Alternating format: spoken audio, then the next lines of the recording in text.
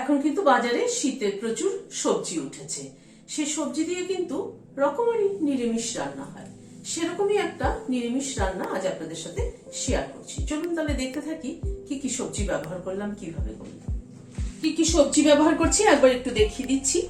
এখানে খানিকটা কুমড়ো এরকম ডুমো ডুমো করে কেটে নিয়েছি, একটা মূলোকে এরকম লম্বা লম্বা করে কেটে নিয়েছি, আর একটা কফি অর্ধেকটা, বড় কফির অর্ধেকটা কফিটাকে একটু ব্লাঞ্চ করে নিয়েছি, মানে গরম জলে একটু ভিজিয়ে রেখেছিলাম 2-4 মিনিট।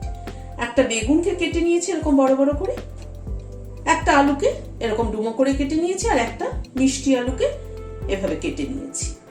আর সাথে কিছু পালং শাক ব্যবহার করছি। এখানে মোটামুটি 2 আঁটি পালং শাক আছে, ছোট ছোট আঁটি 2 আঁটি পালং শাক আছে।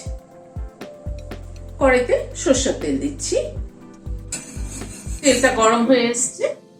8-10টা বড়ি দিয়ে দিলাম, এটা কলাইয়ের ডালের বড়ি। বড়িটাকে গ্যাসের ফ্লেমটাকে মিডিয়ামে রেখে বড়িটাকে ভেজে নিচ্ছি।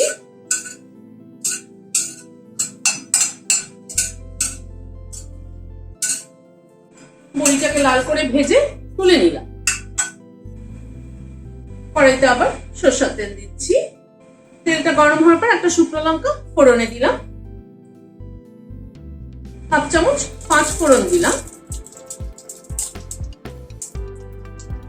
1/4 চামচ হিং দিলাম। ফোড়নটাকে একটু ক্র্যাক করিয়ে নিচ্ছি।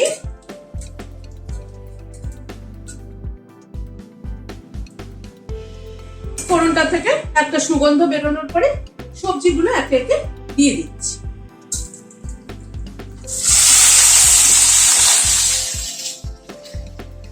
হাফ চামচ নুন দিয়ে দিলাম, হলুদ দিয়ে দিলাম 1/2 চামচ। নুন হলুদ দিয়ে তরকারিটাকে একটু নেড়ে নিচ্ছি।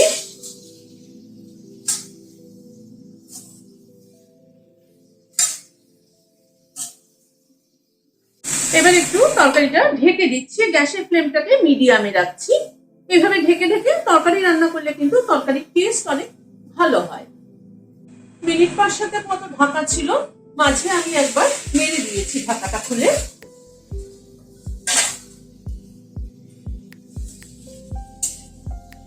একবার একটু নাড়াচাড়া করে নিলাম। এবার পালং শাকটাকে দিয়ে দিচ্ছি, একটু হাত দিয়ে ছিঁড়ে দিচ্ছি।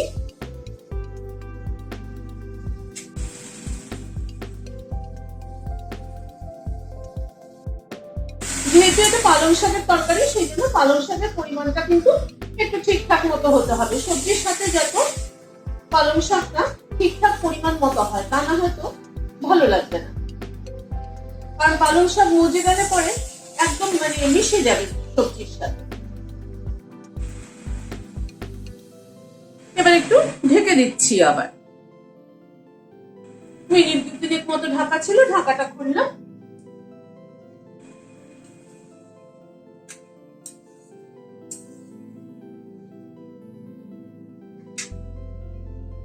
দুটো কাঁচা লঙ্কা মাথাটা চিড়ে দিয়ে দিলাম।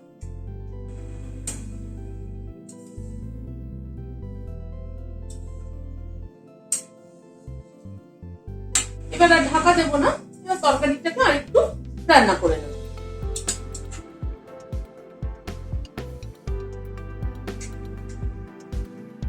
1 চামচ চিনি দিয়ে দিলাম। নুন মিষ্টিটা নিজেদের পছন্দ অনুযায়ী দেবেন, তবে এই সমস্ত নিরামিষ তরকারিতে নুন মিষ্টির ব্যালেন্সটা যদি ঠিক না হয় তাহলে কিন্তু একদমই ভালো লাগে না খেতে।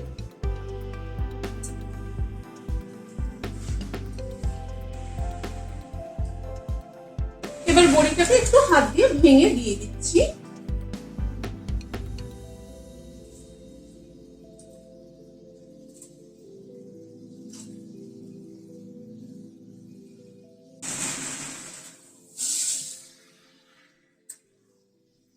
বড়িটাকে না একটুখানি ভেঙে গুঁড়ো করে দিলে পরে বেশি ভালো লাগে খেতে। সেটা আমার অবশ্য পার্সোনাল চয়েস একদম, মানে গোটা গোটা বড়ি দেওয়ার থেকে একটুখানি ভেঙে দিলে বেশ তরকারির সাথে মিশে যায়, খেতে ভালো লাগে।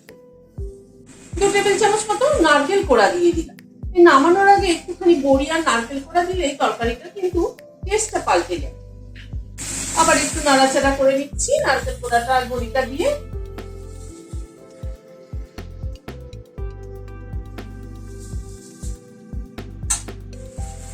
এই মিনিট খানেক একটু নাড়াচাড়া করে নিলাম। এবার গ্যাসের ফ্লেমটাকে বন্ধ করে দিই, দিয়ে সার্ভ করে দিই। গরম গরম ভাতের সাথে এরকম একটা নিরামিষ তরকারি হলে কিন্তু দারুণ খাওয়া হয়। ভিডিওটি যদি ভালো লেগে থাকে তাহলে একটা লাইক এবং সাবস্ক্রাইব করার অনুরোধ রইল। আজ তাহলে এখানে শেষ করছি। নমস্কার।